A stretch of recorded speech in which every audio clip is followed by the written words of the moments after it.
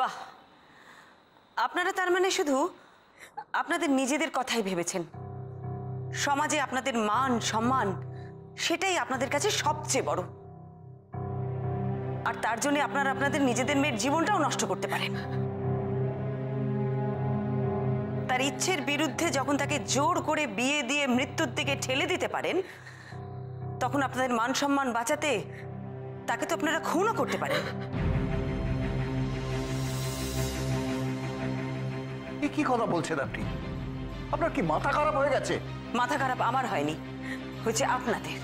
আপনারা সবাই যারা পরিবারের সম্মান নিয়ে এরকম উন্মাদের মতন চিন্তা করতে পারে, আপনাদের মানসিকতার সঙ্গে ওই অনার কিলিং করে যারা, তাদের তো কোনো ফারাকই নেই।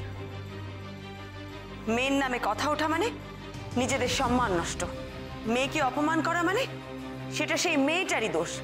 কিভাবে আটকানো যাবে এসব? একটা মেয়ের বিয়ে দিয়ে দিলেই সব সমস্যার সমাধান। কোন যুগে বসবাস করছেন আপনারা? ওদের সাথে কথা বলে একটা সুস্থ সহজ পথ আপনারা বের করতে পারতেন না? কিন্তু সেটা আপনারা করলেন না। নিজেদের সম্মান বাঁচাতে আপনার মেয়ের জীবন থেকে প্রতীককে সরানোর জন্য আপনারা বলির পাঠাটা কাকে করলেন? নীলাদ্রিকে।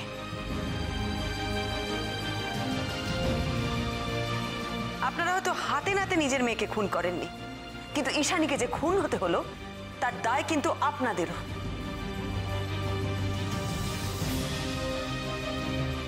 ইচ্ছে করে আপনারা আপনাদের মেয়েকে হাড়ি কাটে চাপিয়ে দিলেন। তাকে বোঝার চেষ্টা করেননি, বোঝানোর চেষ্টা করেননি, তার ইচ্ছের বিরুদ্ধে তার বিয়ে দিয়ে দিলেন। এটা তো এক ধরনের খুন। মিসেস মিত্র, আমরা এটা বুঝতে পারছি না যে কে কে খুন করেনি সেটা জানার জন্য সবাইকে এখানে ডাকা হয়েছে, না কে খুন করেছে সেটা জানার জন্য। আপনি ওনাদের এতক্ষণ ধরে যা বললেন সেগুলো সত্যি মানছি, কিন্তু এই কথাগুলো এখন বলার মানে তো অর্থহীন। তাছাড়া আমাদের মধ্যে এখন একটা চাপা টেনশন কাজ করছে যে কে ঈশানীকে খুন করেছে। সত্যি কথা। আচ্ছা, অনেকক্ষণ তো হলো। তাছাড়া পৌলমীর এখানে এতক্ষণ বসে থাকাটা যে কষ্টকর সেটা তো আপনি নিশ্চয়ই জানেন। আপনি হয় কে খুন করেছে সেটা বলে দিন, আর না হলে আমাদের এখান থেকে যেতে দিন। আমাদের জানার দরকার নেই যে খুনটা কে করেছে।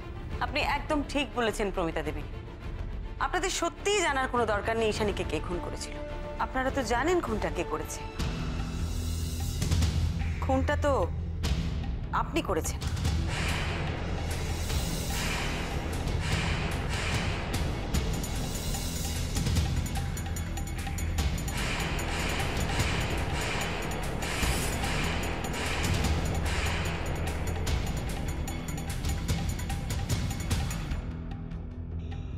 সেদিন কি ঈশানীকে খুন করার সময় ঈশানীর নখে আঁচড় লেগে গেছিল?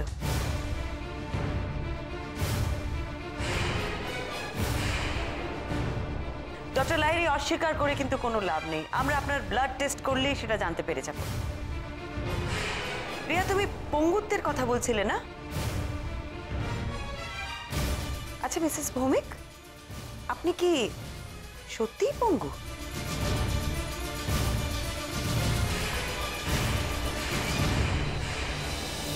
চোখে দেখার পরেও আপনার সন্দেহ হচ্ছে? দেখুন দেখুন, পরীক্ষা করে দেখুন। আমি পঙ্গু না স্বাভাবিক সেটা পরীক্ষা করেই দেখে নিন। ঠিকই বলেছেন। এই মুহূর্তে যদি আপনাকে পরীক্ষা করা হয় তাহলে ডাক্তারি মতে এটাই প্রমাণ হবে যে আপনি সত্যিই পঙ্গু। তার অবশ্য একটা বিশেষ কারণ আছে। দেয়ারু, এটা কি? এটা একটা মেডিসিন, বুপিভাকেইন হেভি। এই মেডিসিনটা স্পাইনাল কর্ডের একটা নির্দিষ্ট জায়গায় পুশ করলে শরীরের লোয়ার পোর্শনটা বেশ কিছুক্ষণের জন্য প্যারালাইসিস মতন হয়ে যায়। তো এটা আমাকে বলছেন কেন? কারণ এই ওষুধটা আপনার ঘরে পাওয়া গেছে, আর সিরিঞ্জটাও।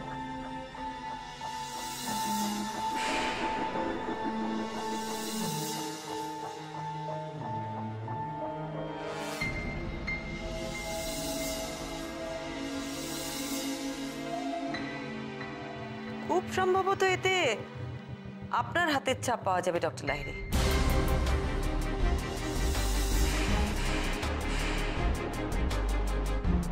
খুব অবাক হচ্ছেন তো? আমি আপনাদের নিয়ে আপনাদের বাড়ি থেকে বেরিয়ে আসার পর পুলিশ আপনাদের বাড়িতে যায়, সবকিছু সার্চ করে। সুমিতাকে পুলিশ অ্যারেস্ট করেছে। একটু চাপ দিলেই ও সব সত্যি কথা বলে দেবে।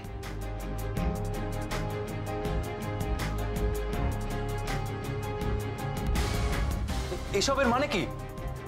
পৌলমী কি সত্যি প্যারালাইজড নয়? না, উনি প্যারালাইজড নন।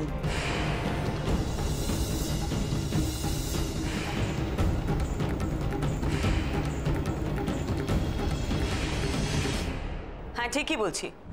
প্রায় 6.5 মাস আগে আপনার আর পৌলমীর মধ্যে ঝগড়ার সময় পৌলমী সিঁড়ি থেকে পড়ে যায়।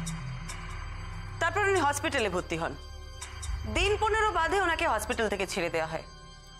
আপনাদের সম্পর্ক তো ভালো ছিল না, তাই আপনি হসপিটালের রিলিজ লেটারটা ভালো করে দেখেননি। তাতে পরিষ্কার লেখা ছিল যে অ্যাক্সিডেন্টের কারণে ওনার একটা টেম্পোরারি প্যারালিসিস হয়েছিল ঠিকই, কিন্তু সেটা মেডিসিন আর ফিজিওথেরাপির জন্য আস্তে আস্তে ঠিক হয়ে যায়।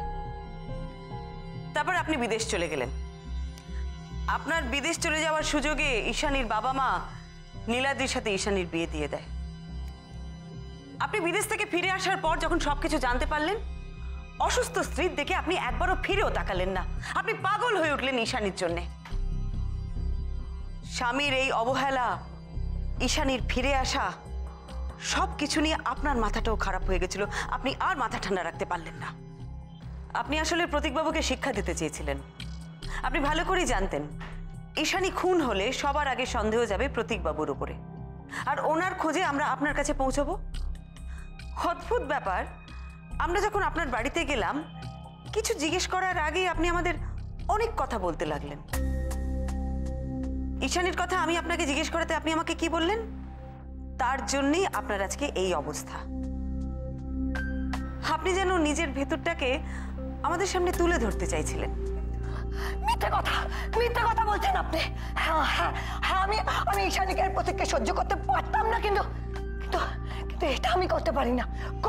কত টাকা দিয়ে কিনেছে আপনাকে প্রতীক? বলুন, আপনাকে কত টাকা দিয়ে কিনেছে প্রতীক? উনি মিথ্যে কথা বলছেন না, আপনার মেডিকেল টেস্ট করালে সত্যিটা প্রমাণ হয়ে যাবে। আর তাছাড়া আপনি যে এখন পঙ্গু নন, আপনি যে স্বাভাবিকভাবে হাঁটাচলা করতে পারেন, সেই প্রমাণ তো আপনি নিজেই রেখে গেছেন পৌলমী দেবী। আর উপরটা দে।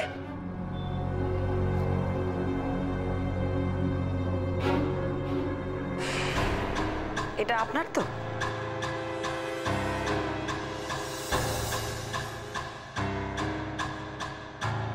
না, এটা আমার নয়। আমি এটা কোনোদিনও দেখিনি। এটা আপনার না? ভালো করে মনে করে দেখুন। আচ্ছা বেশ, আমি আপনাকে মনে করে দিচ্ছি। এই টোরিংটা আপনার। এটা আপনার খুব পছন্দের, বহুদিন এটা ব্যবহার করেছেন। আপনার দুর্ঘটনার আগেও এটা ব্যবহার করেছেন। ঈশানী যেদিন খুন হয় সেদিন এটা আপনার পা থেকে খুলে ঈশানীর বেডরুমে পড়ে গিয়েছিল। আপনি তখন খেয়াল করেননি, খুব স্বাভাবিক। অত টেনশনের মধ্যে খেয়াল না করাটাই স্বাভাবিক।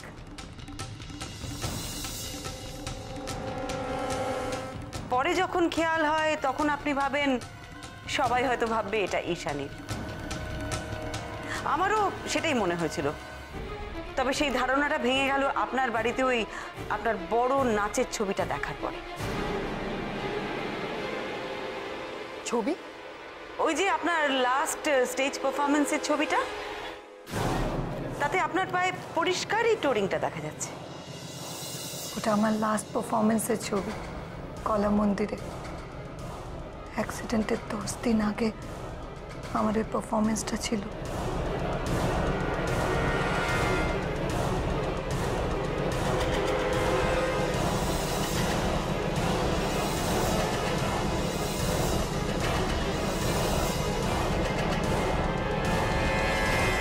বাড়িতে কেস?